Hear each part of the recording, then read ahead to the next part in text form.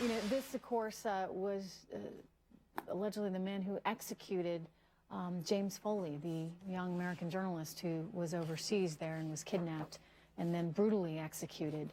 And it's all happening right now as Kurdish fighters in Iraq take control of a strategic town, take hold of it from ISIS with the help of some U.S. airstrikes.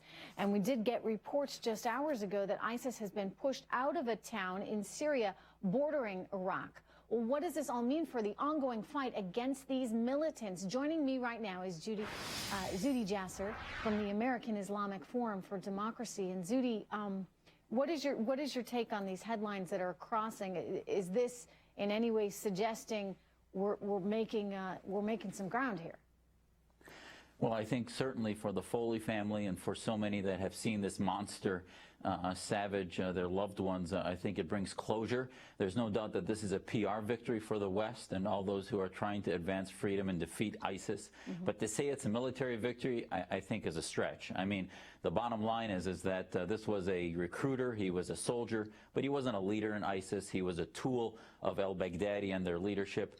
And like you mentioned, I think one of the things that's being missed in the Obama administration's backslapping over this is that this all happened since they sent in special ops in the past few weeks. So we see what's happening by the Kurds and in Sinjar because of troops on the ground that the Kurds are helping. So and the Kurds are doing. So this is not about our air campaign. It's about what's happening on the ground.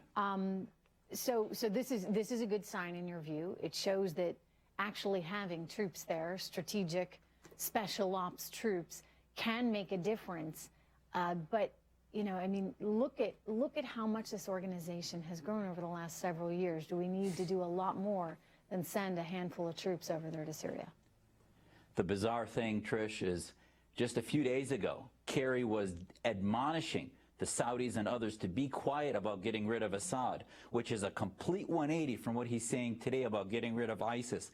Any foreign policy person with 3 brain cells working knows you can't get rid of ISIS without getting rid of Assad. Assad, Russia, Iran are bolstering the situation to get rid of the FSA and the rebels, and they are not touching ISIS, and ISIS will continue to grow unless America gets rid of them and also helps usher out Assad. You can't get rid of one without the other. They're intimately related. And that's why we don't have a strategy.